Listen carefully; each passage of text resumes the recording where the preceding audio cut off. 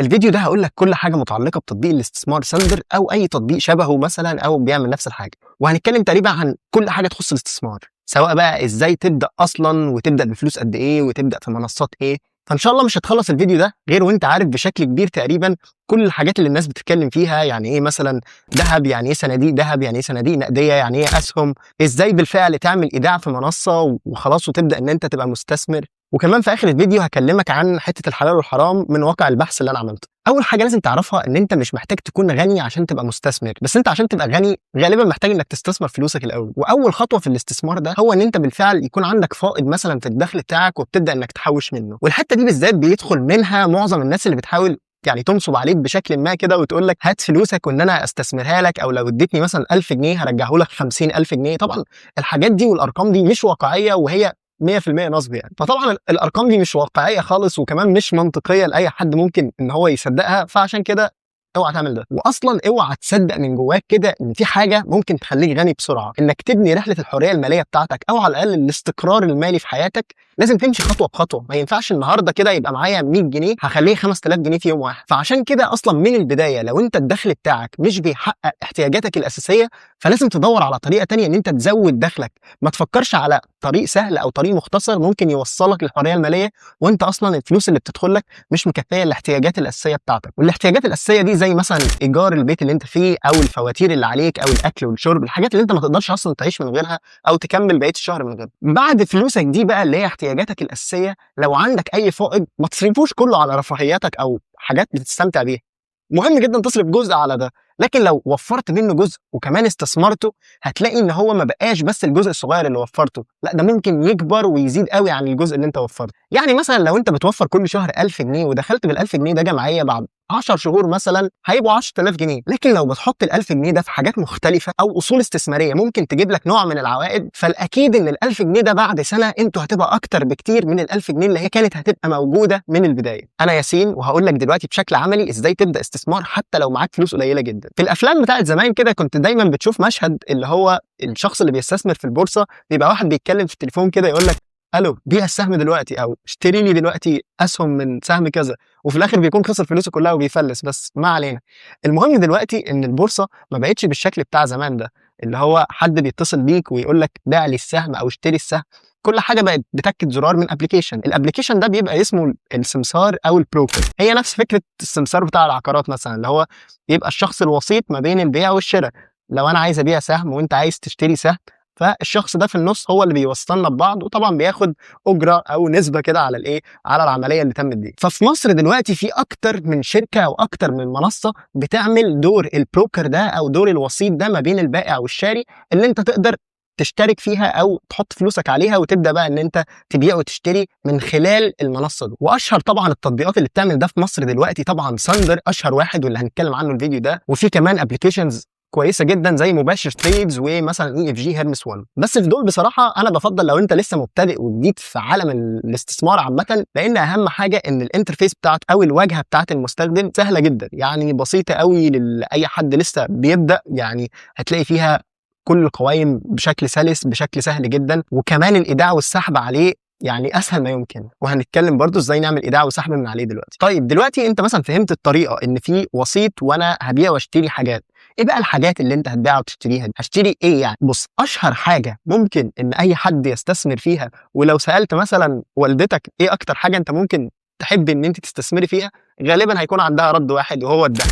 فالذهب هو فعلا الاصل الاستثماري الاسهل في الاستثمار وكمان الاكثر شيوعا والاكثر طلبا في العالم، واكبر قيمه سوقيه لاي سلعه في العالم هي الذهب. طيب انا دلوقتي مثلا عايز اكون مستثمر في الذهب، بس عشان اجيب سبيكه مثلا جرام واحد او حتى ربع جنيه مثلا من عيار 21 اللي هو 2 جرام، فمحتاج على الاقل يكون معايا ثمن الجرام ده اللي هو دلوقتي بسعر النهارده اللي بصور بيه الحلقه تقريبا 6500 جنيه. فهنا بيجي دور صناديق من صناديق الاستثمار اسمها صناديق الذهب. صناديق الذهب دي بتعمل ايه؟ صناديق الذهب بتحاول توفر لك جزء بسيط جدا جدا جدا من الذهب في صوره شهاده، وانت لما بتدفع ثمن الشهاده دي هم بيشتروا الذهب ده مكانك وبيخزنوه عندهم. ولما بتوصل كمان لليميت معين كده وعايز تسحب مثلا الفلوس بتاعتك كذهب حقيقي ملموس، انت تقدر تعمل ده في شركات مثلا زي ازيموت جولد. بس الفكره في صناديق الذهب دي اللي انت لازم تاخد بالك منها ان العموله بتاعتهم غالبا بتكون كبيره لو انت سحبت الفلوس بسرعه. يعني لو انا اشتريت دلوقتي ب 300 جنيه في شهادات الذهب بتاعه ازيموت جولد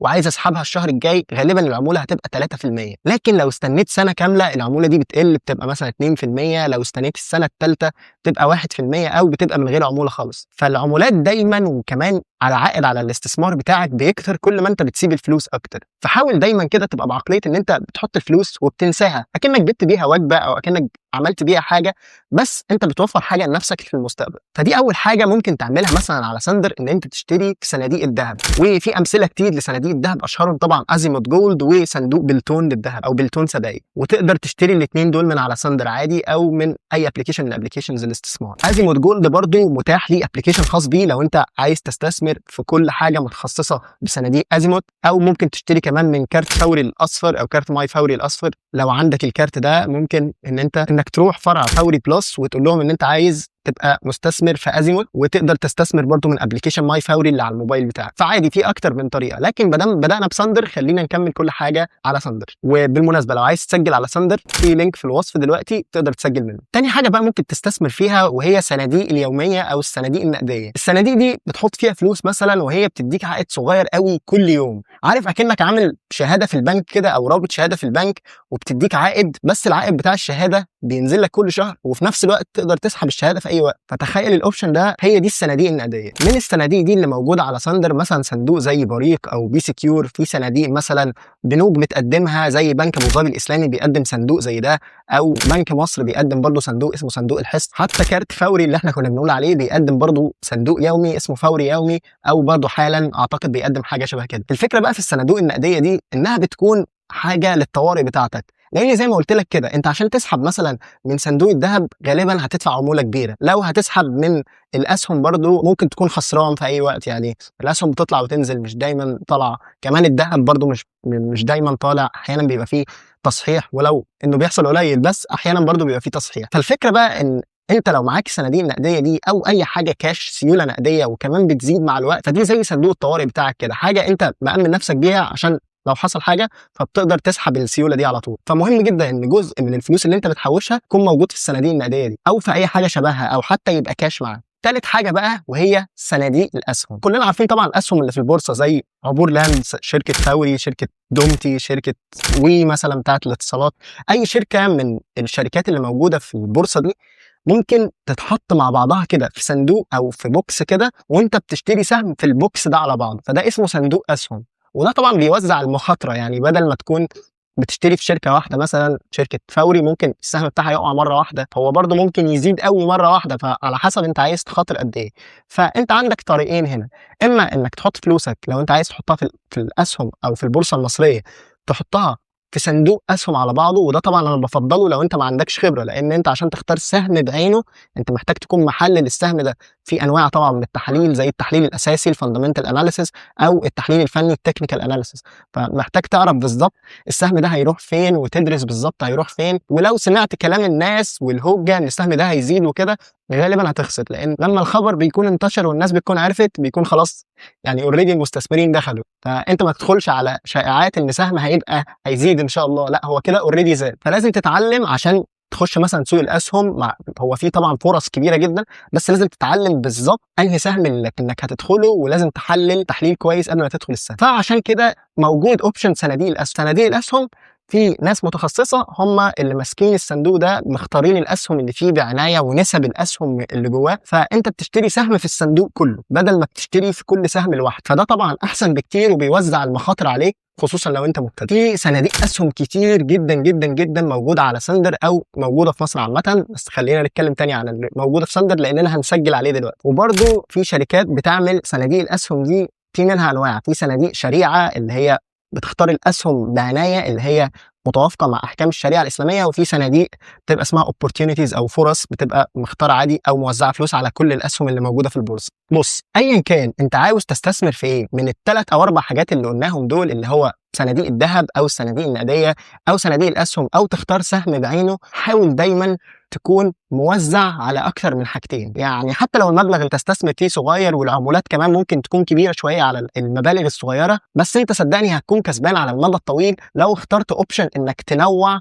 ما بين الاصول اللي بتمتلكها. لان فعلا محدش ضامن اي حاجه، محدش ضامن ان الذهب هيزيد بكره. اي حد يقول لك ان الذهب بكره بالظبط هيزيد الا لو كان دونالد ترامب مثلا ناوي يعمل حرب ولا حاجه، بس اي حد غير الشخص ده هيقول لك ان الذهب هيزيد هو 100% مش عارف.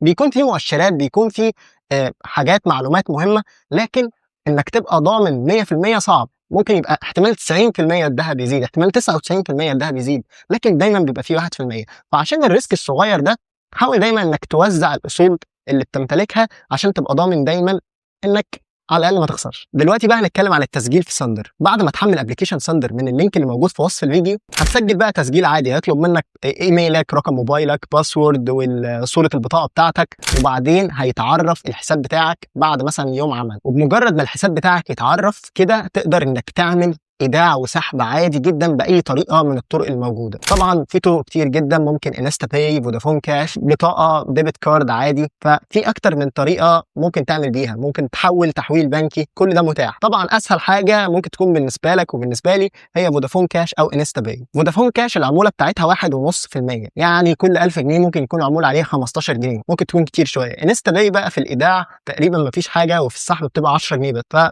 اعتقد ده بيبقى افضل كتير جدا جدا من انك تستخدم فودافون كاش. بس ما فيش مشكله لو مش متاح معاك غير فودافون كاش، برضه اوكي جدا انك تستخدم فودافون كاش، وسريع قوي قوي قوي السحب والايداع على ساندر. عشان تعمل ايداع بتروح لقسم المحفظه بتاعتك هنا وبتدوس على ايداع. لما بتدوس على ايداع بقى بيديك الاوبشنز دي كلها، اختار مثلا منها انستا باي. لما بتختار منها انستا باي بيديك يعني الحاجات اللي انت المفروض تحول عليها الفلوس، او البنك، حساب البنك الخاص بساندر اللي انت تحول عليه الفلوس. فبتروح على طول على انستا باي وبتنسخ الحاجات اللي هو مديها لك دي وبتحطها. وما تنساش في قسم الملاحظات في انستا باي في الاخر كده تكتب المعرف بتاعك على ساندر او اليوزر نيم بتاعك على ساندر، فهتلاقيه موجود فوق عندك هنا.